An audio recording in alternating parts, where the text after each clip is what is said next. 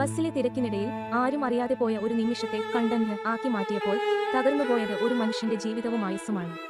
തന്റെ ഭാഗത്തുനിന്നും തെറ്റൊന്നും സംഭവിച്ചിട്ടില്ലെന്ന് ലോകത്തോട് വിളിച്ചു പറയാൻ പോലും കഴിയാതെ ആത്മനൊമ്പരത്താൽ നീ എത്രമാത്രം പൊട്ടിക്കരഞ്ഞിട്ടുണ്ടാകും. അർദ്ധരാത്രി 12 മണി കഴിഞ്ഞ് 13 മിനിറ്റ് ആ ബസ് യാത്രയിൽ സംഭവിച്ചത്.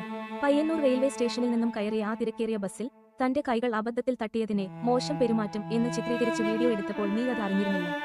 അർദ്ധരാത്രി 12 മണി കഴിഞ്ഞ് 38 മിനിറ്റ് ഒരു സോഷ്യൽ മീഡിയ കണ്ടന്റ് വൈറലാക്കാൻ വേണ്ടി നിന്നെ ഒരു വില്ലനായി ലോകത്തിനു മുന്നിൽ തുറന്നുകാട്ടി. രാത്രി 1 മണി കഴിഞ്ഞ് 27 മിനിറ്റ് ആ വീഡിയോ ലക്ഷക്കണക്കിന് ആളുകൾ കണ്ടു തുടങ്ങിയപ്പോൾ അന്തസ്സോടെ ജീവിച്ച് നിന്റെ മനസ്സ് എത്രമാത്രം വേദനിച്ചിട്ടുണ്ടാകും. പുലർച്ചെ 4 മണി കഴിഞ്ഞ് 19 മിനിറ്റ് സമൂഹം ഇന്ന് കരയുന്നു. നിന്റെ ചേതനയേറ്റ ശരീരം കണ്ടപ്പോഴാണ് ഈ ലോകത്തിന് നീ നിരപരാധിയായിരുന്നു എന്ന് മനസ്സിലായത്.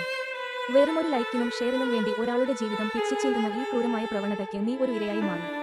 നിന്റെ നിശബ്ദമായ വിങ്ങലും ആ അവസാന നിമിഷങ്ങളിലെ സങ്കടവും ഇന്ന് ഓരോ മലയാളിയുടെയും ഉള്ളിലേക്കുന്നു.